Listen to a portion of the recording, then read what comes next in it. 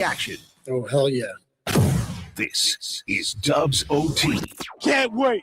With John Dickinson. Hey, JD, what you up to, sugar? Long time no talk to. On KNBR 104.5 and 680. Streaming live at knbr.com and on the KNBR app. Porzingis. Oh, he couldn't slam it. Wants it up ahead. Wow, the patience. Timeout, Steve Kerr. 7-0 Denver run. In what might be the nail in the coffin. Good. Yeah, the Nuggets putting the Warriors away in the second half and really in the third quarter, but second half overall, ugly for the Warriors as Denver wins it in Denver. NBA on NBC, little Sunday night hoop, and the Warriors wind up getting blown out on what was, I don't know, maybe a C-plus game.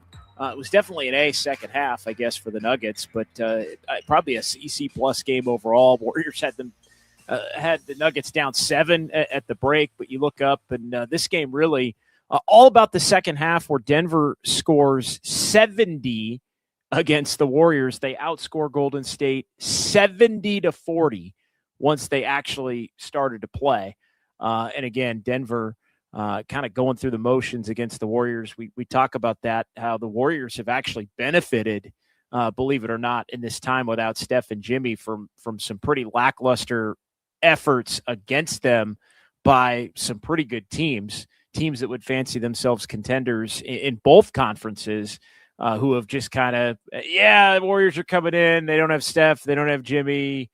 We'll go through the motions, and it's going to be kind of a BC kind of a game, and we'll still win. And we've seen the Warriors win some games against Minnesota and Houston, and hell, even Denver. The Warriors beat the last time that these two teams played, going back to a month ago on that Sunday afternoon out of the All-Star break, when the Warriors were able to put it together and beat the Nuggets. And the Warriors ended up splitting the season series, but no Steph, no Jimmy, a whole lot of bad in the second half for Golden State. And the 3-game winning streak comes to an end. Again, 116-93 is the final. We welcome you in to Dubs OT with JD right here, the sports leader.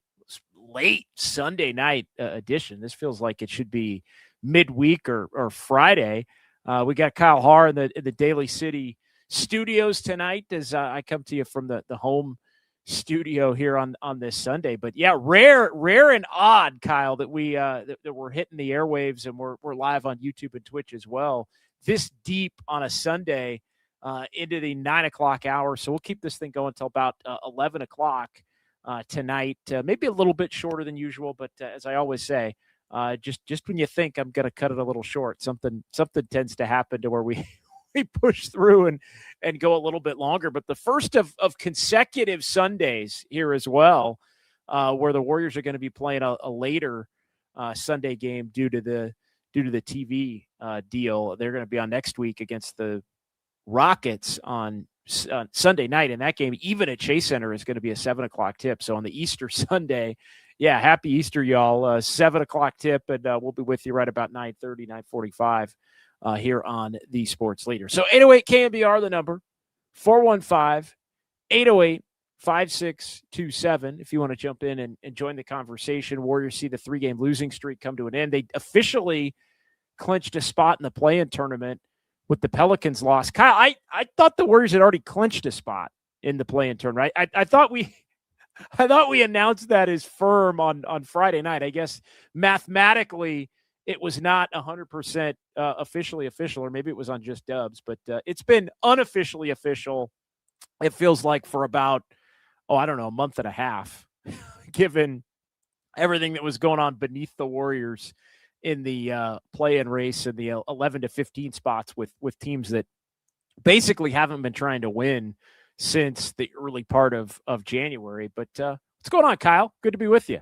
Yeah, good to be with you on a late Sunday night. But I think regarding the play-in, they clinched the play-in as in they couldn't move. There was no possible way for them to move up to the 7th seed because with 8 games remaining tonight, I think they were behind 9 games ahead or behind of who the hell's the 7th seed now? Or now the it all 6th? makes sense. The 6th? Phoenix. Phoenix. It all well, Phoenix is the 7th seed, and the 6th seed, as we talked about, have been fluctuating. It's Houston actually right now, so the Warriors with you look at it now, 36 and 39, so 7 games to go for Golden State, and they had clinched at a minimum a spot in the play-in. And Houston beat the Pelicans tonight, which was their 45th win, which means now the best that the Warriors could do with the Warriors' loss is 44 wins.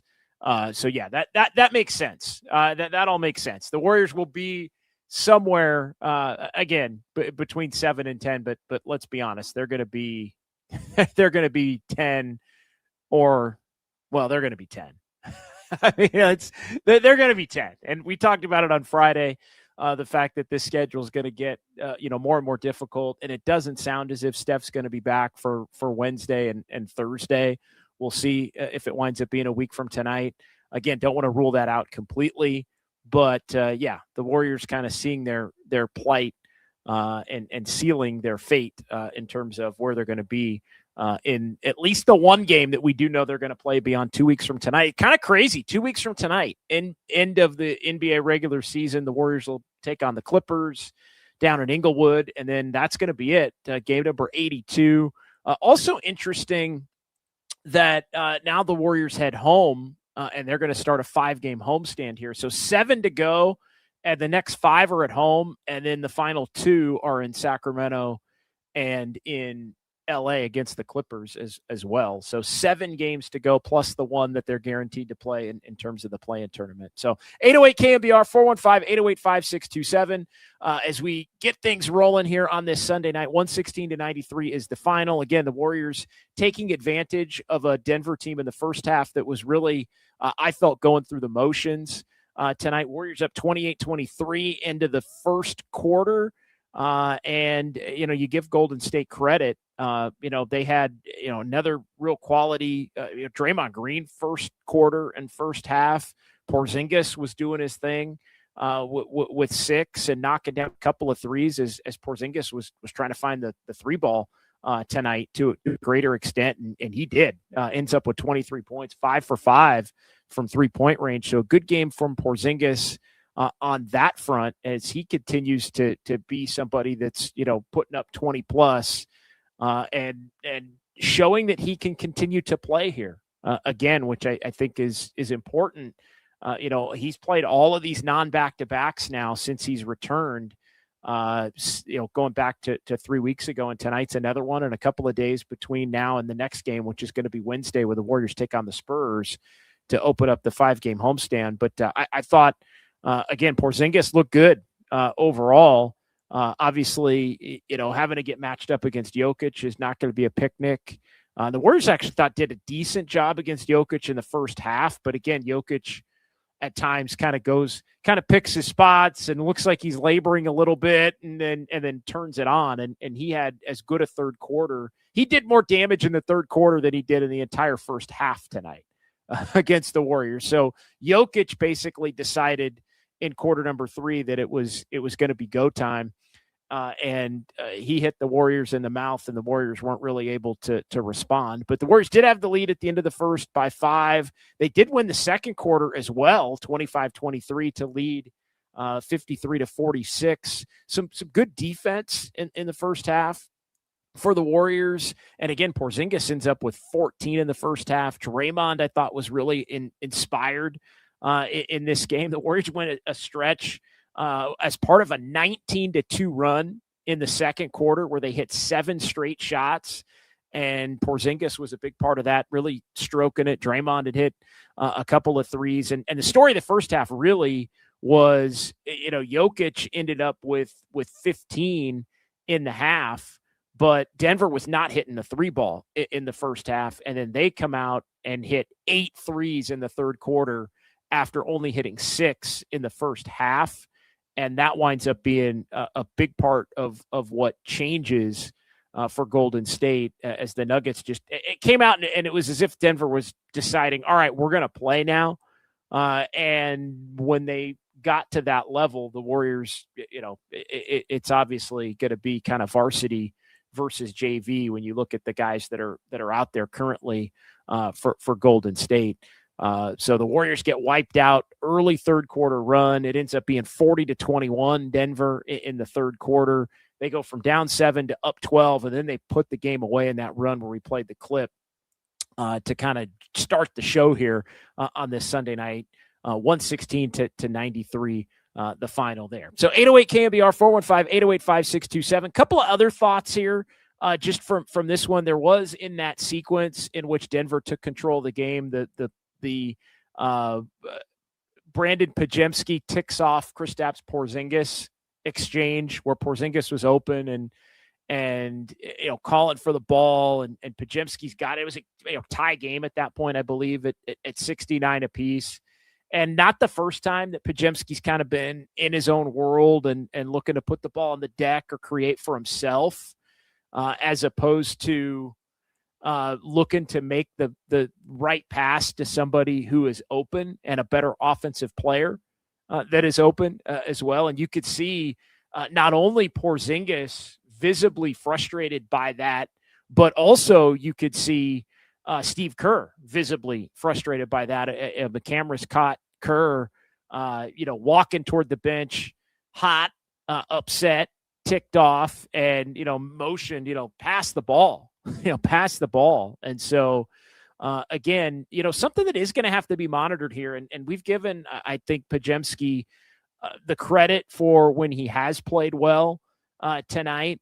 And he, at one point, again, he had hit 3 straight threes, and then he had a pretty bad heat check fourth attempt after that, ends up with 23 points. But Podziemski kind of finding his way to look to try to explore growing his game while also trying to help the team win, while also being in this position where they're so under-talented that a bunch of people, including himself, have to try to do more.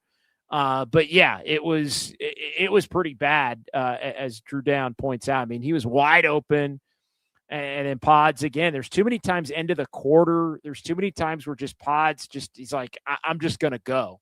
And again, it leads to the frustration. So I think as far as Podziemski goes, the Warriors are going to have to do a real assessment in the offseason as it relates to, the cost benefit analysis of Podziemski, who does a lot of things that can really help you. And again, if you put a good enough team out there on the court where he's like your 6th, 7th, 8th best player, then he can help you even more. And he doesn't have to be a primary ball handler. He doesn't have to, pound it out on the deck like he's Jalen Brunson, in an attempt to try and win you games. That's where he can be, I think, a real impactful and helpful and beneficial player. But I think the other thing that the Warriors are internally going to have to assess is, whether guys like playing with him. And because I know he had come out and addressed some of the silly comments that he'd made. And, because he is going to be a player that's going to be due for an extension. And look, social media hate is not, real hate, but there've been a couple of different, and look, teams throughout the course of a year, it'll get caught, where somebody's frustrated, one player frustrated by another player, not passing them the ball when they're open. That kind of thing does happen. And I agree. Drew Down pointed out again here, move the ball, Pod, you'll get it back. Exactly. I mean, it's as simple as that. I mean, just make the right basketball play, and you will get the ball back in those secondary type opportunities to where it's easy for him to be able to take advantage of a defense that's moving to get to the basket or get a better look. Again, nobody needs him to be acting as if he's, Jalen Brunson, but I do think there's going to have to be an internal assessment as far as, you're rebel to sounds, and this is exactly where I was going. This is the second or third time Pods has not passed the ball to a wide open Porzingis behind the 3-point line. That is correct. And it is the second or third time that the cameras have caught Porzingis ticked off about it. And so I think, again, it's something that can be handled, I think, internally. But I do think part of the equation for next year is going to be, do guys really enjoy playing with Brandin Podziemski? And can they find that balance of how he can help them by doing the things that he does well, while also not maybe frustrating everyone with, some of the wild air ball misses, with some of the, heat checks at the end of quarters where he just kind of thinks that it is Jalen Podziemski Brunson time. And he looks to just, get his own as opposed to running a freaking play. Like, all of those things are going to have to be evaluated here. And so we'll see. That's what we're going to have to do. And look, EB, I'm not blaming Pods. Like, let's not get it twisted. I'm not blaming Pods. Look, DeAnthony Melton stunk. We all know the Nuggets are a better team than the Warriors. We all know they're a better team than the Warriors. Like, that's not some kind of breaking news, EB. And of course, the Warriors, if the Nuggets are going to play their A, B, if the Nuggets are going to play even a C plus, B minus game, the Warriors stand a good chance with this current roster to get blown out. I'm not blaming Pods. I don't really care about the outcome of this game, which I had salted away, as everybody else pretty much had, as a loss. As soon as you knew Steph Curry wasn't going to be coming back, or hell, as soon as you knew Jimmy Butler was going to be out for the season, this game was going to probably be a loss. Like, we've known this game was going to be a loss for about 2 months in all likelihood. So what I am saying is, they got to take a look at Podziemski and reconcile the things he does well, which I think I point out as fairly as anybody, with the desire for the things that he doesn't do well, to make him somebody that guys don't necessarily always want to play with. That's the point that I'm making. And look, there are times where he kept them in the game tonight with his play. But what you can't have is somebody that is, kind of a middling player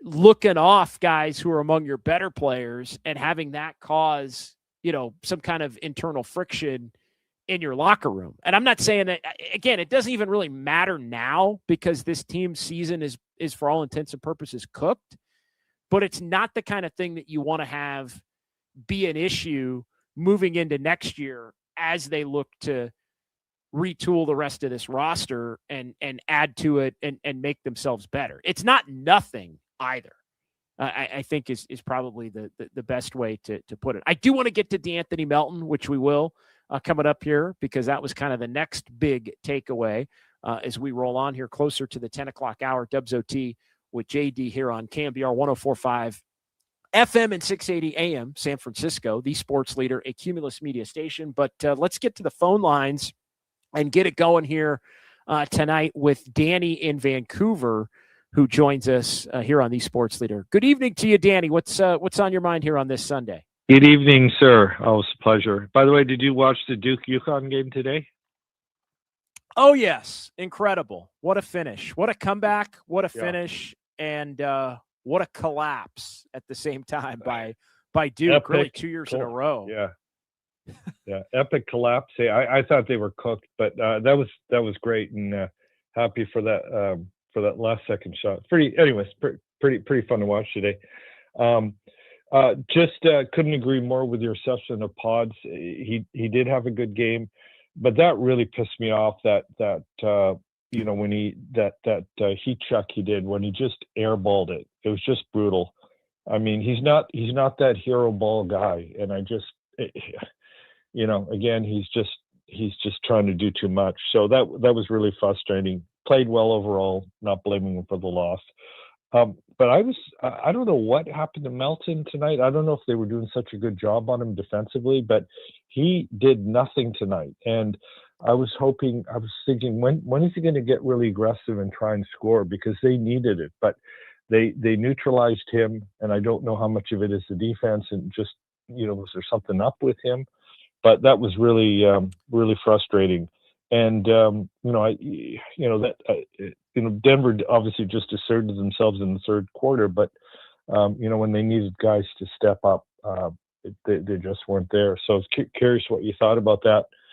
Last thing, you're gonna be Thrive City this week, the normal days? Yeah, post-game? We'll Okay. be there. Yep, I'll be out there Wednesday, Thursday. We will be out there even on Easter Sunday evening with the late start, not the usual 5:30, but a 7 o'clock for television purposes, and then even for the final two games of the homestand. So all five coming up here. We'll be out at I'm gonna probably be there. I'll stop by and say hi. Thank you. All right. Appreciate it. Thanks, Danny. Yeah, Melton, I think, has been a little bit more exposed of late. I think in some of it has just been going up against, I think, better teams where they're asking him to do a little bit too much. But he is – the one thing he's shown as productive a player as he's been for the Warriors, the one thing he has shown is he can have a bad game that's a really, really, really bad game. I wonder, and look, I say this almost every night here on Dubs OT, you got to be careful looking at where this team is right now and not getting too carried away in terms of some of the, individual night to night of how certain guys look, because, De'Anthony Melton is not somebody that should basically be your, number two option or number three option. If you look at maybe Porzingis for the Warriors right now, I guess would probably be their number one, and Podziemski sort of asserting himself into that 1-2 for better or worse. And then they still want to run a lot of stuff from, through Melton. Guy Santos is in that conversation. It's interesting. I was looking at some numbers. I don't think the Warriors have a single player since Steph and Jimmy have both been out. I don't think they have a single player that's averaging more than about 17 points per game over that stretch in the 16-17 range. And so they just don't have guys who can be big time scorers. And I think, asking Melton to be somebody who levels up into that, like Melton is a glue guy. Melton is he is an excellent glue guy, but Melton is without question a glue guy. And so I think, tonight it just, he just didn't have it. He wasn't hitting shots. He's missing on the interior. He doesn't have his three ball. Defensively, I think at times there are some players that give him more difficulty. And I also wonder if all of the games here rapid fire, and I know they've given him, for the most part, back-to-backs off. I know he did play in a back-to-back recently here, both ends of it, to kind of prove that he could. But I think there's got to be some level of fatigue for De'Anthony Melton that's in play based on all the games that he's been playing and all the games that the Warriors have been playing with regularity as it relates to just not quite being as consistent. I also think he gets bumped up on the scouting report a little bit as somebody that needs to get taken away, which is kind of crazy to think, but it is the state of where the Warriors are, I think, right now, and how under talented they are on a night in, night out basis. But I think as much as you look at what De'Anthony Melton has the potential to make this offseason, he is still a glue guy. He is still a role player. He is still somebody that, yes, can be a starter, let's say, for the Warriors next to Steph. And I think in a perfect world, he would be a starter for the Warriors next to Steph. He is still somebody that's probably most nights only going to be playing about 25 to 27 minutes. I think as you start to pencil for next year, in a perfect world, and look, Melton may price his way out of the Warriors' ability to be able to keep him. Although I think he's played poorly more that it kind of makes you wonder of late, are some of these winning teams that are going to want to get their hands on De'Anthony Melton, are they going to look at how he struggled, as the Warriors have had to bump him up by necessity to be more of a higher in the pecking order type of an option? I personally don't think winning teams would penalize Melton for that, because they're not going to be asking De'Anthony Melton to do that. Now, the health concerns as far as his injury history is going to be one thing, but like we always talk about, he's still 27. I've kind of penciled him in when he was playing well as somebody that was going to be in that, 15 to, the non-taxpayer mid-level exception of around 15 million. And, team would have the ability to give him up to 4 years for that. And he'd get the normal raises that would go with that. So it wind up being maybe like a 4-year, $70 million ish type of a contract. Does he get that based on the injury history? Like, would anybody give him 4 years? Would they only go 3? Is he going to get like 3 and 45 or 3 and 50? Here's the problem for the Warriors, though. The Warriors, if he gets beyond, let's say, 5 or 6 million, the Warriors can only offer. The Warriors basically can only they have to use. They'd have to get out of the tax and use the non-taxpayer mid-level to be able to give him anything beyond like $6 million for next year. And so I think he is going to be a player that's going to make more than $6 million. Now, is it going to be the full 15, which would be the max that the Warriors could offer if they dip under the tax? And again, if they dip under the tax, then it throws their ability to really look to improve the team in other ways completely out of whack, as we've talked about. I know Tim Kawakami of the SF Standard, we touched on it a little bit yesterday. He wrote a column about the Warriors potentially examining Kawhi Leonard and LeBron James, but the means by which the Warriors would be able to get Kawhi Leonard and LeBron James, in Kawakami's view, was being able to have, those guys have the potential to take less, but be slotted into that non-taxpayer mid-level, unless you did some kind of a sign and trade. But if you do a sign and trade, obviously you'd have to send salary back. And then you start looking at, Draymond having to be involved. Well, if you're getting LeBron, you don't want Draymond to be involved. So it's extremely complicated because the Warriors are not going to have cap space. And I've said it, to me, the pathway to LeBron would be if LeBron was willing to take the minimum to come and play with Steph. Would he really truly be willing, the veteran minimum, would he be willing to do that? If he forces you, into a situation where you'd have to give him the non-taxpayer mid-level, then basically Melton is gone at that point, assuming that Melton is going to get more than the minimum, which of course DeAnthony Melton is going to get more than the minimum. But I do think with the way that Melton has played and the way that Melton has struggled of late, to a certain extent, it has led folks to kind of wonder, all right, is his price going to come down? And I think it may a little, but I don't think it's going to come down enough to where the Warriors are going to have another avenue or mechanism to be able to sign him that's not that non-taxpayer mid-level exception, which means, of course, you have to duck the tax to be able to use that.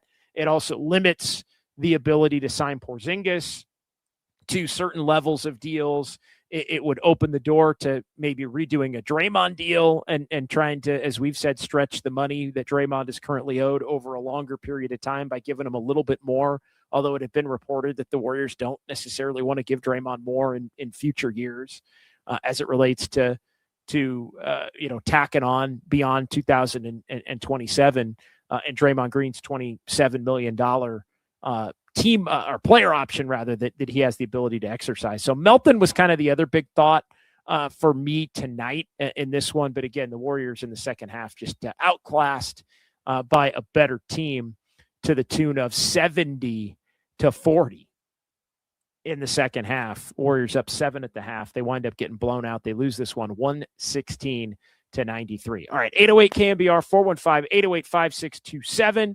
Kyle, let's do some chats. Let's get some chats in here, and then we'll take a timeout coming up in just a little bit.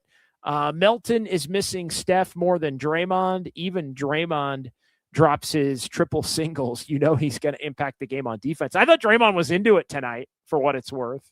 Again, he wasn't carrying him, and what I don't think in the grand scheme of things wound up being all that great. 13 points, but 13-8.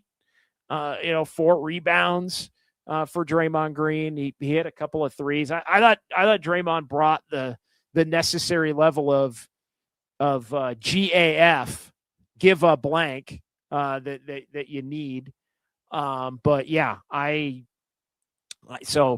think that's something, tonight. But I think to the point on the comment, I think, look, Melton just has to be farther down in the pecking order. Like Melton is not a primary playmaker. He can drive, he can get to the basket, he can drive and kick. He isn't a great finisher all the time. That is one thing I think we're learning as Melton gets more opportunities to get all the way to the cup. He will have some wild layup misses. And if he was a better finisher, I think we would absolutely be talking about DeAnthony Melton being, that $15 million a year kind of a player that would get that full non-taxpayer, mid-level exception. And look, maybe he gets it anyway. But yeah, Melton is not immune to an absolute, complete, and utter all systems fail clunker of a game. And we've seen a bunch of them at different times from him over the course of what's been a really nice overall positive bounce back, really helpful, beneficial, want to keep the guy around kind of a season. But good comment there. Chris Cash, 707. That was Pod's 8th 20-point game in March. Tonight, he looked like he was playing more for his contract than for the team. Wow. I don't know about that. And it was his 4th straight 20-point game, which is a new career high in terms of consecutive 20-plus point games for Brandin Podziemski. I don't know how you differentiate between the two. I mean, we did point out the one play with Porzingis, and there have been other plays like that. But, I mean, this team right now, who should they be running offense through? We just talked about how bad Melton was tonight. Of course, the answer is Porzingis. Well, Porzingis was getting his. I mean, he ended up with 14 shots. But I think, could Guy have been more involved? Maybe, although Guy had some foul issues. And tonight, Guy was not good tonight. Tonight was one of those games where Guy, with the turnovers and, the three-point shot wasn't there except for the one make. Tonight was just not again, in a perfect world, Guy Santos would be like your 6th, 7th, 8th man. Like in a perfect world, you'd have like your 3 guys off the bench would be like Pods, Guy, and Pods, Guy, and pick another one. I mean, in a real perfect world, it'd probably be Moody, honestly. But those would be. But obviously, he's hurt now, and for this team has had to be more of a starter. So yeah, could you look to get it to Porzingis more? I think Porzingis is probably telling you, yeah, look to get me the rock more. And look, it's not like Podziemski was inefficient tonight. And it's not like he had he was 8 for 14. He was 5 for 8 from 3. And he didn't have a single turnover tonight. He was the of all the starters, he had the best plus minus, although he was a -8 in this one. And so, I mean, there were guys. I mean, Melton was the worst. He was out there, with a couple of lineups that just got absolutely destroyed. Guy was -12, Draymond -14, Porzingis even -15 on a night where Jokic is +16. So the impact on the game, and look, Jokic is always going to impact the game, but it's not as if Podziemski was bad. In this game, he had a frustrating moment. He's had a few frustrating moments. He had the heat check air ball, but I don't think Podziemski was necessarily playing selfishly tonight. Again, you can point out a play here and a play there, but I don't think that should necessarily negate the entire night. No Cap checking in. Melton -26. Yeah, let's give him 15 per this offseason.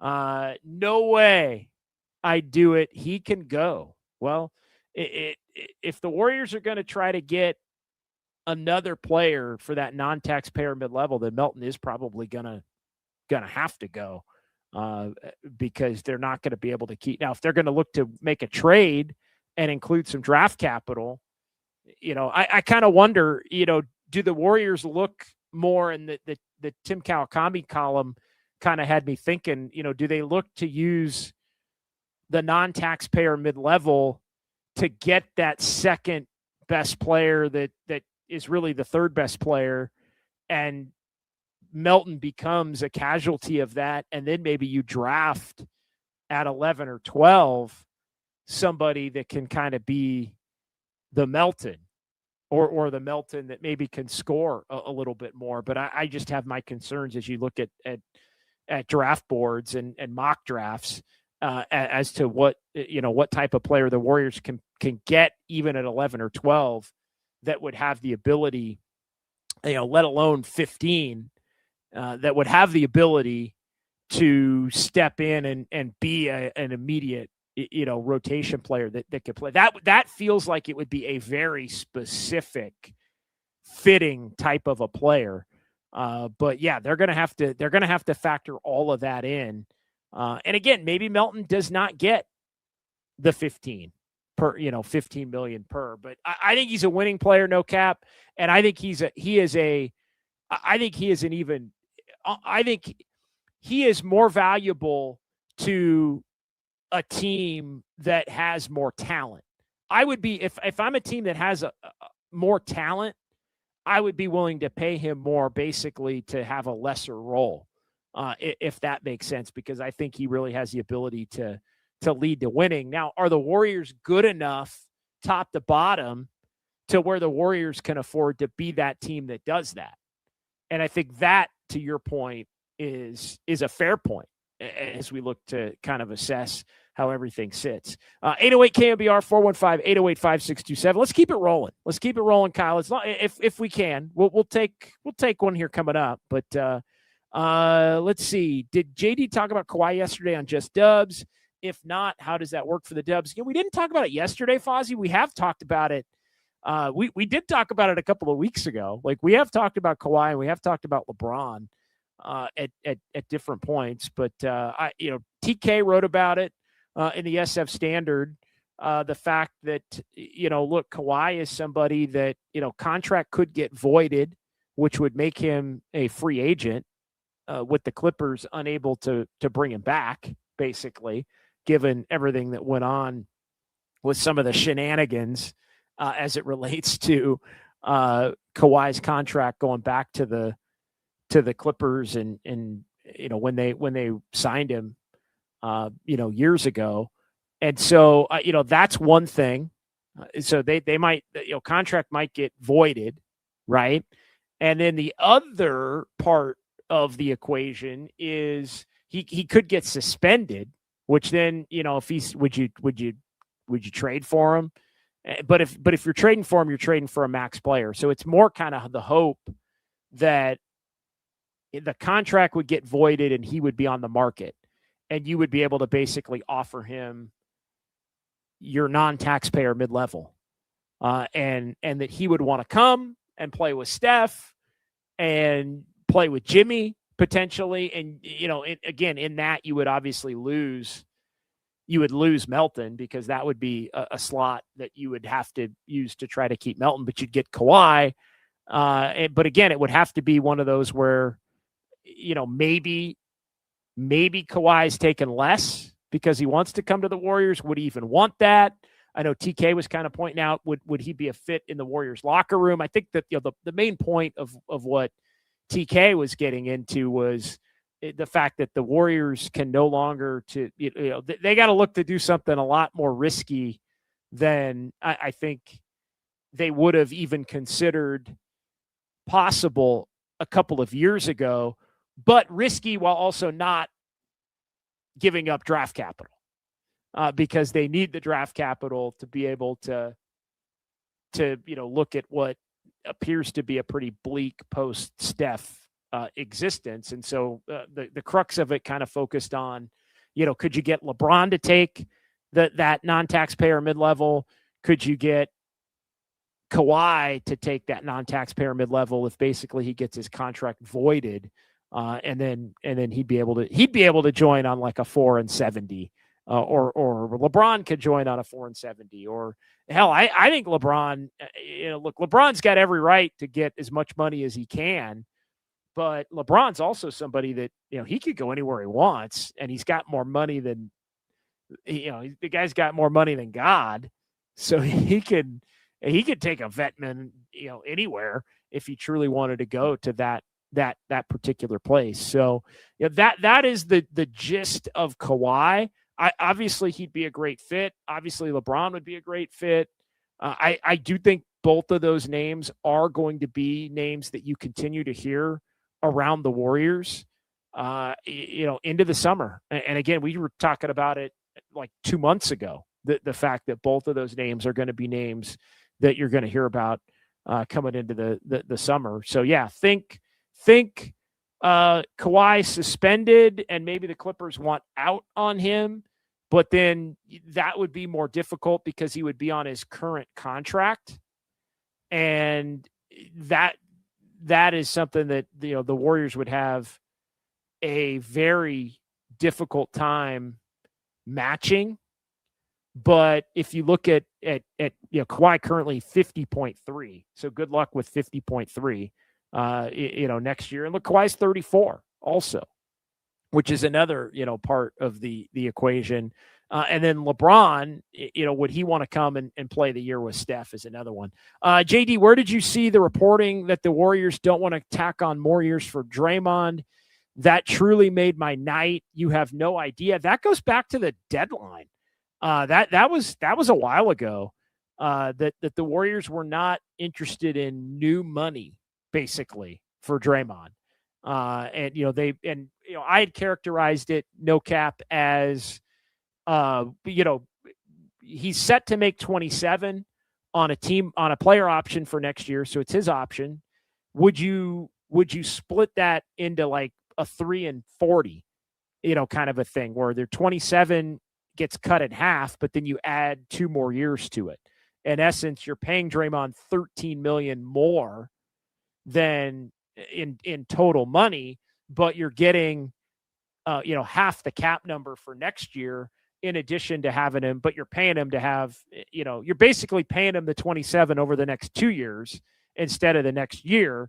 And then you're tacking on a third year almost as an interest payment, to get him to that, 3 and 40 or 3 and 45, kind of a number, but no, it was reported that was back in, again, around the trade deadline and the All-Star break, that the Warriors were not at that time like that. It's like they're not looking at money beyond, but I actually think it makes a lot of sense to tack on years and make the number for 2026, 27 less. Because I think looking to and it also led me to think that the Warriors would be looking to trade Draymond. Like he is a more tradable player on the 27. So the fact that they were reportedly unwilling to do the new money thing made me think that they were more inclined to just, come back at your 27. But we might trade you because he now is the number one salary that the Warriors would have to potentially include in some kind of a deal. But that was out there. No cap. I'm not sure if that's still true, to be perfectly honest. And we'll see as we get toward the end of the season and into the offseason, because I think you can make the case, that the Warriors, it would be beneficial to them to have him opt out, and then you look to re-sign him. And here's the other thing. If Draymond thinks he's going to get traded, Draymond has some control in this too. If he thinks he's going to get traded, he can opt out and go anywhere. Now, obviously, that would cost him some money, but that is something that he can kind of threaten, and because they can't. So there is a little more of Draymond and the Warriors have to work together. So it wouldn't surprise me if that winds up being something that may change off of what was reported going back a couple months ago. JD, why do you want to see him pass next year? It has nothing to do with the player he's going to be in 27, 28, or 28, 29. It's the flexibility to look to add to the roster. To me, you have to keep that option open in your roster planning. It has nothing to do. It has to do with if you can cut his salary in half. I don't care if he makes 13 2 years from now or 3 years from now. Like, I don't care. It's can you do something now that helps you acquire and add talent to this roster for next year? So it actually has nothing to do for me, Buddha, with like thinking he could even contribute.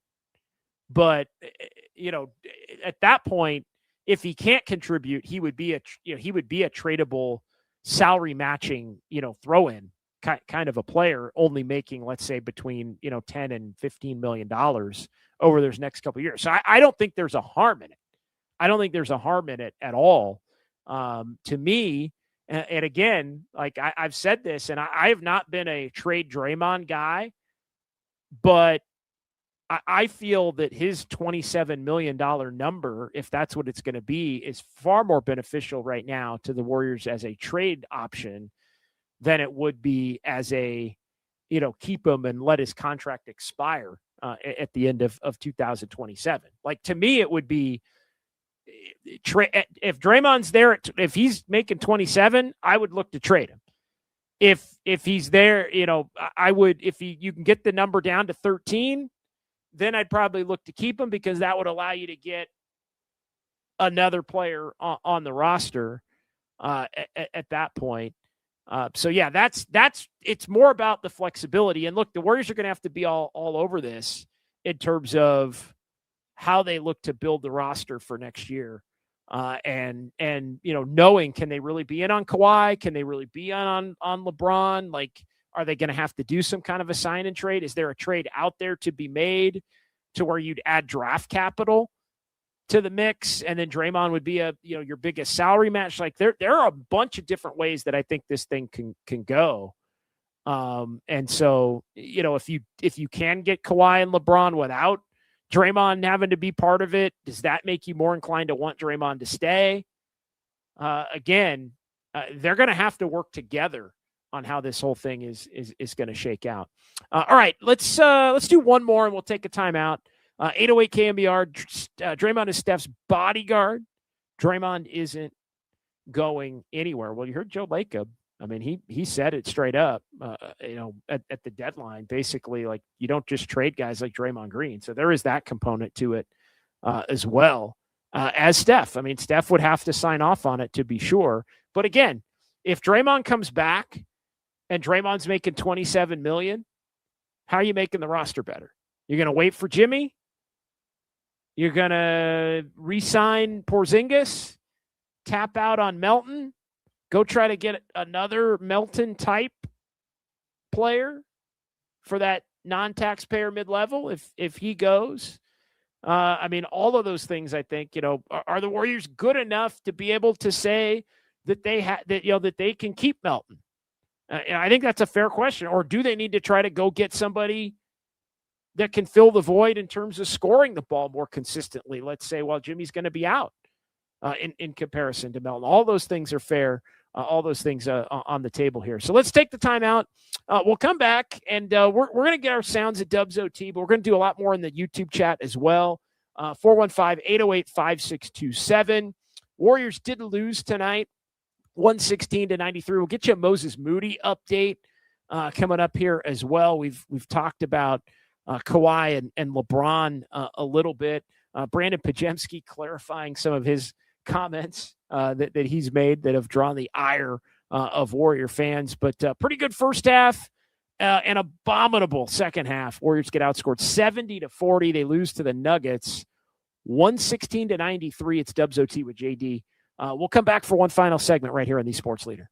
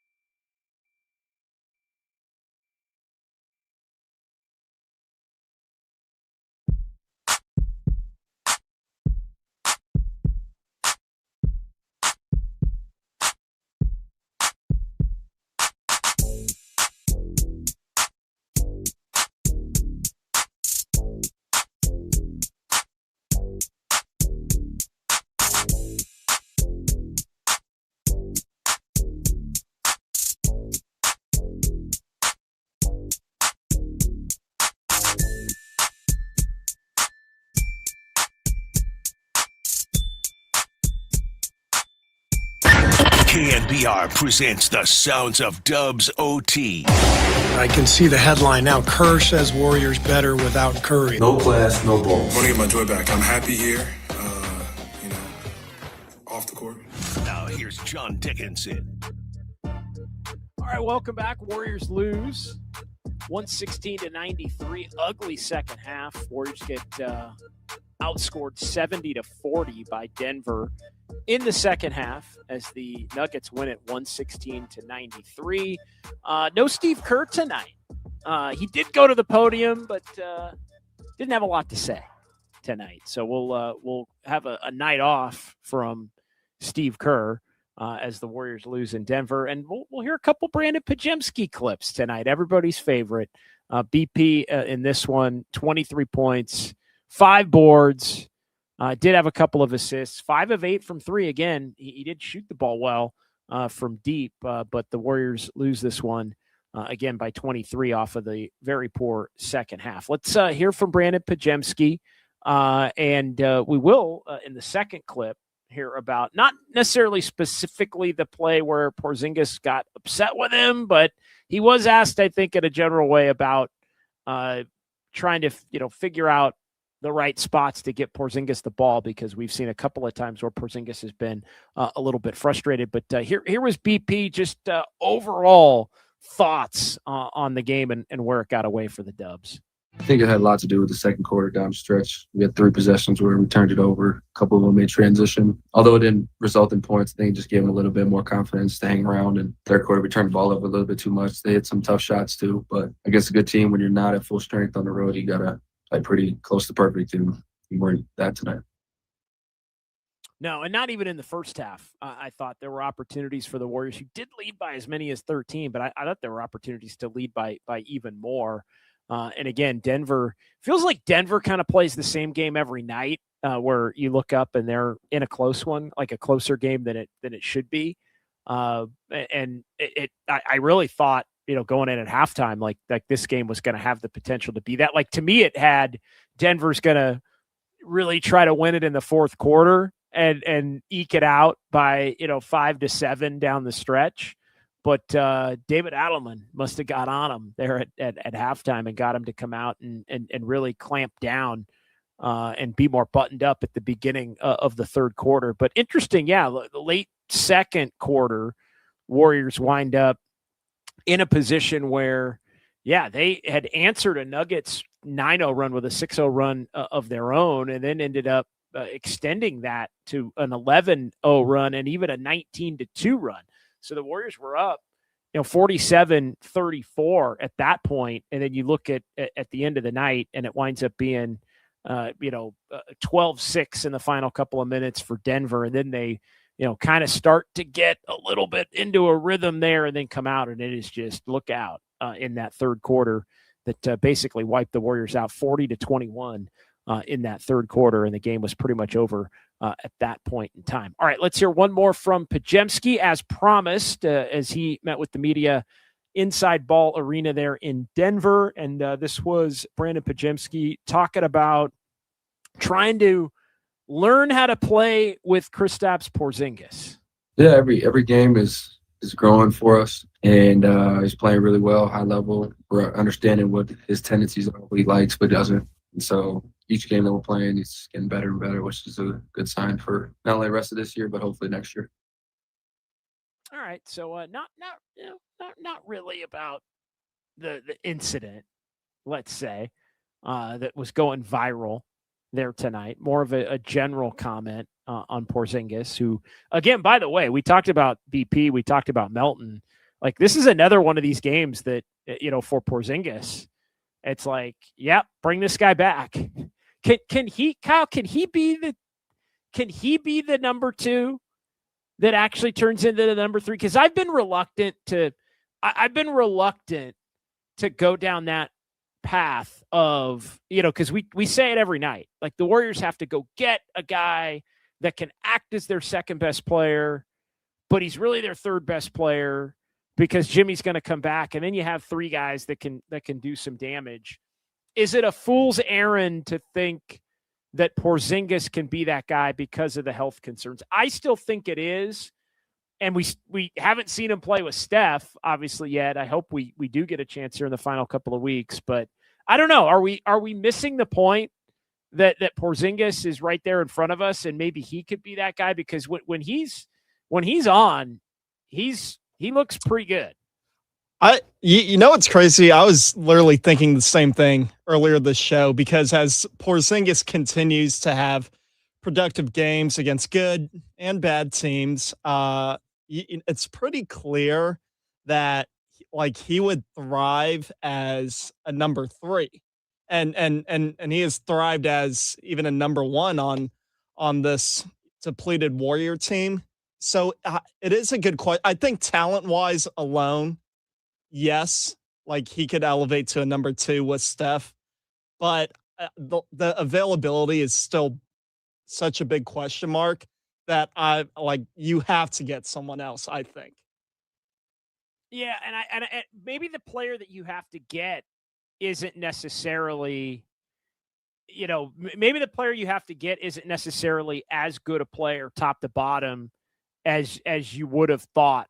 Again, if you're going to get Porzingis a little bit more consistently. And what's the right number too? I mean, we always get into what's the right number of games for Porzingis. I mean, can you, even if he is capable, and I kind of agree, like when he's healthy, the talent says he's capable, but can you have, somebody that almost in the best case scenario is going to play 55? Is that enough to say, all right, he's going to be that guy, when Jimmy's basically going to play like 27 to 35, let's say. To me, it feels like that's about what Jimmy's going to play. Maybe it winds up being a little bit more, but I feel like Jimmy, typically it's about 27 games after the All-Star break till the end of the season, which is about a third of the season. Even though it kind of gets dictated as first half and second half, it's really not first half and second half. So, can you count on 60 games of Steph, 65, let's say 65 of Steph, although by the way, tonight, I don't know if I have not been counting this because it's not necessarily something Warrior fans want to hear on a night in, night out basis, but they said it on the NBC telecast tonight. This was the 25th consecutive game that Steph Curry has missed. Eesh. So that at a minimum, and obviously he missed some other games, but I mean, do you have to account for the fact that Steph, even if this was the only stretch, do you have to account for Steph to miss a lengthy stretch of every season now moving forward? I think you kind of do. I don't know. I just look at, it's tough. I mean, he's played 39 games.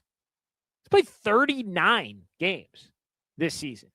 I also think that is another thing good to take into account regarding Steph and injuries is, how much effort is he going to have to, how much extra effort is he going to have to put in now with Jimmy out? And let's say the roster is more or less the same. Like how much energy is he exerting each and every game? You ready to be blown away? You ready to be blown away right now? Let's hear it. How many games has Jimmy Butler played this year? 20, 25, 38. Oh, wow. Jimmy played 38 games. Steph's played 39. I mean, wow. Think about that. Like, because you think, oh, Jimmy, obviously out for the year. Like, I mean, Steph is going to play. I mean, there's, 7 games left at this point. So, I mean, and I don't think he's playing. I mean, Steph's going to play maybe 4. Like, Steph's going to end up playing 42, 43 games. If he doesn't come back, he will not even play half the season. I mean, that is. So I don't know. And again, it's not something, that is, I think, one of the concerning things upon many concerning things is, you have to have a target number for Steph that isn't unrealistic for next year, but you also have to have, a number that gives you a chance to do something. Robert Brown, that's fun with numbers, JD. Yeah, no, I don't think it is, but I don't know. That kind of blew me away as I was looking it up, because I would have thought, well, wait a minute, if Steph's played 39, then Jimmy's got to be like in the 20s, right? Like that's what, and obviously I knew it wasn't, because Jimmy went down after the midpoint of the season, but Jimmy hadn't missed a bunch of games up until the point where he had the ACL. So yeah, it just, they got to figure out how they're going to do it in terms of, what's the appropriate number for Steph? Are you thinking you're going to get 27 to 35 out of Jimmy? And then, how many, what is a reasonable number for Porzingis? I think 50 to 55. I think it all adds up to, you still need to go get another guy, even if it's another guy that is maybe only going to play the 50 to 60 kind of range. But like, look at Kawhi for this year. How many games has Kawhi played this year? He's played a lot. Kawhi's played 58 games. Think about that. Kawhi's going to get to, he's going to get to into the 60s. Like you'd take that in a heartbeat. Like I would take 60 for Steph next year. I'd sign up for 60 if you're, so it's, it's something that I think is going to have to be factored in here as we look toward the offseason and what is going to be an offseason where the Warriors are really going to have to do a lot here. A lot of really difficult decisions for Golden State. All right, let's get back to the chat here. We'll keep it rolling. We'll go about another 15 minutes here, and then we'll call it a night. I'm going to be back with Greg Silver tomorrow from 10 a.m. until 2. Next couple of days, 10 a.m. until 2, here on the Sports Leader, sitting in for Greg Papa, and then we're going to be back at Harmonic Brewing in Thrive City Wednesday and Thursday nights. Wednesday will be on the radio as well as on YouTube and Twitch. And then Thursday is going to be a YouTube only for the post Cleveland game. And I hear a rumor that Kyle Haar may come out to Harmonic on Thursday. Kyle may come out to Harmonic on Thursday. Pat H, speaking of getting blown away, the Warriors in the third quarter. Yeah. Woof for the Warriors in the third quarter as they get blasted 40-21. Let's keep it going here in the chat. GP2 would have had no chance at that headband if Guy did not have Najee in a bear hug. Very Rudy-esque, that bear hug, and yet no Nugget retaliated on Guy. That was pretty funny. That was in my notes. That's the overlooked portion that was in my notes that we hadn't talked about yet. That it did, and it's funny. The guys on the telecast immediately went to what I thought of, and I don't know if you caught this. Draymond Green is completely away from it. Imagine that. Well, they went to the Aqib Talib Crabtree. Remember when Aqib Talib took Crabtree's chain? He yanked his chain right off of him. That is still one of the, like, that cracks me up, man, every time I think of that. But that's what it reminded me of. It reminded me of Aqib Talib yanking Crabtree's chain right off of him. And if you remember, the next time those two teams, it didn't happen that game, but the next time those two teams played, there was a full-on brawl between those two, and Crabtree got himself thrown out of the game in the Coliseum, going back to Aqib Talib yanking that chain. And then I remember, I'll never forget, I can't remember who it was, but one of the injured Broncos players was at home and like put out a tweet watching the game, and it just said, Where's your chain? And it was the emoji, a crab and a tree. Where's your chain? Crab, tree. But it was the emojis of a crab and a tree. Anyway, it was cracks me up. That one cracks me up to this day. But yeah, GP grabbing the headband right off of Zeke Naji. That immediately, and the forgive me, who was doing the play-by-play tonight? Was that oh my God, who was doing the play-by-play tonight? He's good. He's good. Now I'm not a big Talib guy. But that was funny. That I'm sorry. That was and we'd be fighting, by the way, if I was Crabtree too. Like I got that was Noah Eagle tonight? Really? Okay. I didn't think that was Noah Eagle. That was Noah Eagle? Okay. I did not think that was Noah Eagle, but okay, that's fine. All right. 808 KMBR 415. Yeah, Jamal Crawford, I did know. 415-808-5627. Yeah, Aqib Talib. Kawhi's a fun guy. Aqib Talib, this is the one I was looking for. Yeah.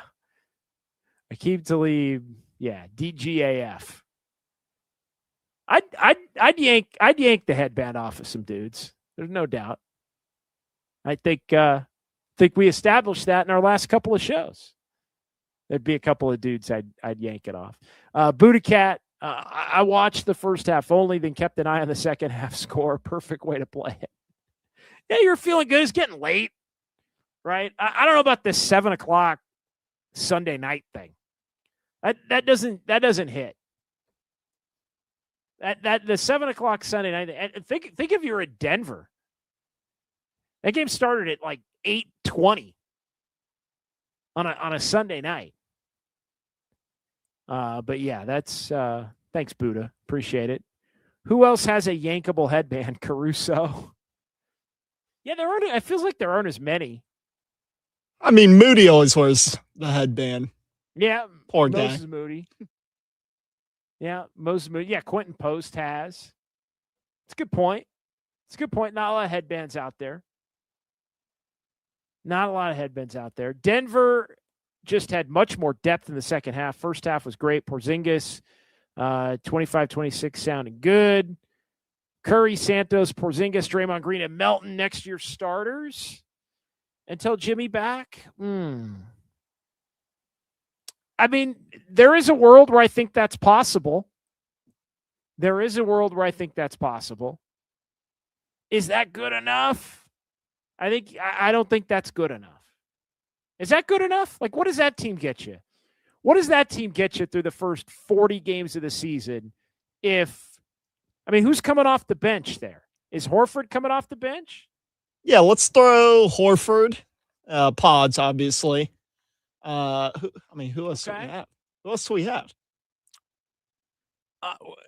Will Richard, GP2. Will Richard, GP2. Got to bring GP2 back. So I think in 40 games that gets you what? Two games over 500 QP. I think it's. I don't know, man. I think that's like 22-18 at best. Would you take that? I mean, you know what 22-18 through 40 games gets you while you're waiting for Jimmy? You know what it gets you? It gets you having to go like 28-12 in the final 40 games to get out of the play-in tournament. Yeah. That's what it gets you. Yeah. That's what it gets you. 22-8, it gets you having to go 28-12 to get to 50 and basically avoid the play-in tournament. So that's not good enough. I'm with you. I don't know if it's a lottery team, but it's not good enough to be where the Warriors want to be, which is, I think, top six in the Western Conference. Pods is going to give me a heart attack. 69-69 drives into traffic when KP is open again. Then he goes for a heat check. Who does he think he is to go for the heat check? Well, the heat check was when he had made 3 straight threes, in fairness. The heat check later was when he had made 3 straight threes. But there are too many possessions where he thinks it's like, I'm going to get my Jalen Brunson on. Like, and to me, you know what actually bothers me more than even the Porzingis play tonight is the end of the quarter stuff.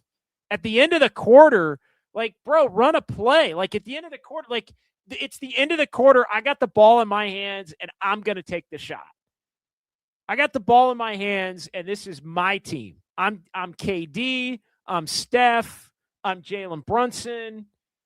I mean, I'm Booker.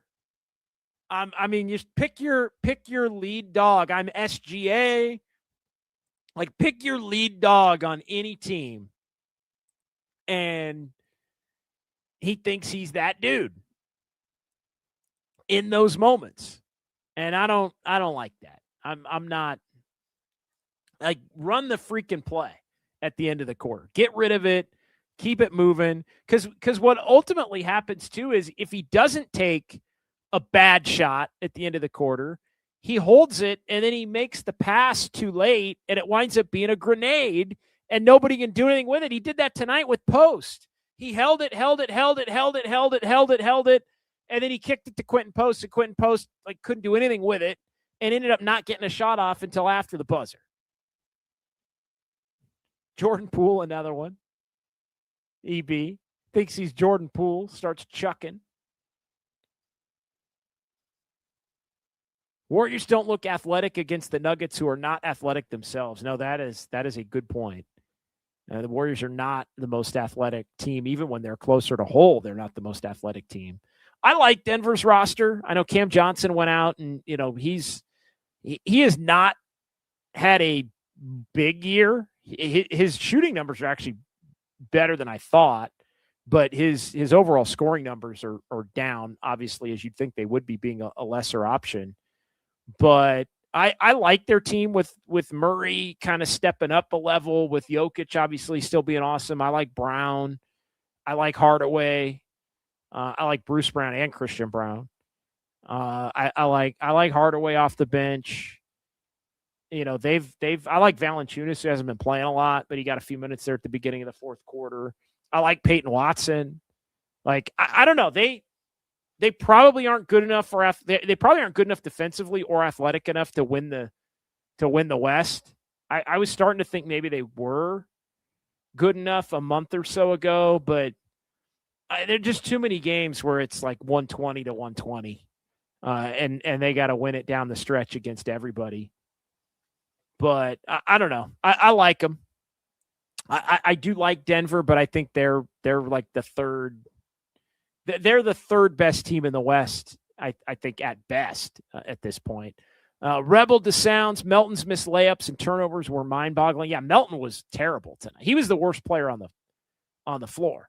Yeah, you're right, Robert. Like, they barely beat. Like, that's every night, I feel like, with them. They barely beat the Jazz. They'll barely beat Sacramento. They'll barely beat. Like, it just, like, it doesn't matter who they play. It feels like, and I think they were headed for one tonight, but Adelman must have, like I said, really gotten on them at halftime and got them to come out and win the game in the third quarter, so they didn't have to overtax themselves in the fourth quarter. Alpha Nickelberry, JD, what move do you think the Warriors can realistically make to get them into position to be a top 6 seed next season? I think they got to look at the Kawhi LeBron for sure. I mean, we were talking about that months ago. Tim Kawakami wrote about that today. I think they have to look to, like, I would look back at the Trey Murphys. I would look into those kinds of guys. Again, I would look at the Pelicans. I would be willing to give up multiple draft picks, including this year's pick. But yeah, I think, it's that kind of creativity. It's the willingness to think a little bit outside the comfort zone of the way the Warriors have operated here in recent memory. But it's going to have to be more win now type stuff. And look, I'm not advocating for give up like the next 4 drafts that I'm not saying give up 4 picks, but yeah, I hear you. That would only mean we're getting older. Yeah, you know what? The Warriors might get older next year. They might. They actually might. get older next year. But it's tough. It is tough. But I think, to me, you know what they're going to do. They're going to look at Giannis. They're going to look at Kawhi. They're going to look at LeBron. I think they should go back and re-examine Trey Murphy. Michael Porter Jr., is that still a name you would be in on? Yeah. Michael Porter Jr., I think, is definitely a name that could work. But although the salary matching component of that is going to be more difficult now than I think it would have been otherwise. But no Clay. Clay ain't helping him. Imagine next season Kawhi goes to the Warriors and he misses 30 games. Steph misses 25. Jimmy misses 41. Porzingis misses 30. So Kawhi plays 50. So Kawhi's playing 52. Steph's playing 57. Jimmy's playing 41. And Porzingis is playing 52. That might be good enough to get you like a 7 seed. That might be good enough to get you like 45 and 37, 46 and 36. That might be good enough to get you a 7 seed. So we'll see. All right, let's get to our last one here. Comment of the night. Now, time for the Dubs OT comment of the night. Dubs OT getting me through the In-N-Out drive-through. Man, I could go for some In-N-Out right now, Fozzie. I bet that line is long right now, too. 11 p.m. Yeah. It's prime time, yeah. I am going to make a bad decision here. I'm going to make a bad food decision for sure. I don't know what it's going to be, but as soon as we get done with this show, I'm going to make a bad food decision.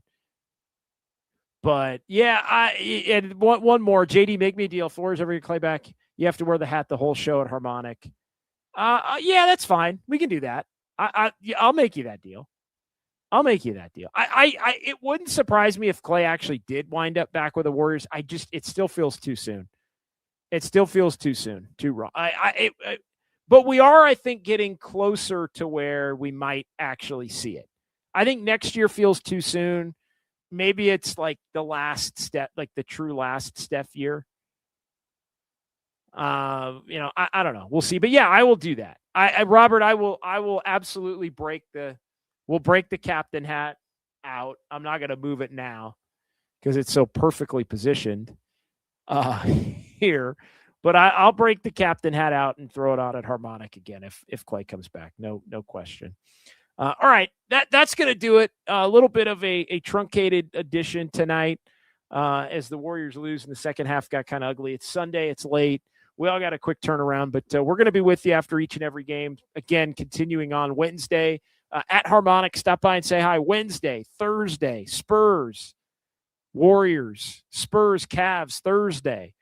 Next Sunday night, we will be with you at Harmonic as the Warriors take on the Rockets. And then, of course, the Kings and the Lakers. So Spurs, Cavs, Rockets, Kings, and Lakers, the next 5, all at home. We'll be at Harmonic in Thrive City for all 5 of those before the Warriors head to Sacramento and then to L.A. to close things out. 2 weeks from tonight, the Warriors close out the regular season against the Clippers. Where will they go beyond that? We shall see. But regardless, we will be here. We'll be talking about it. Kyle, big thanks to you, my man.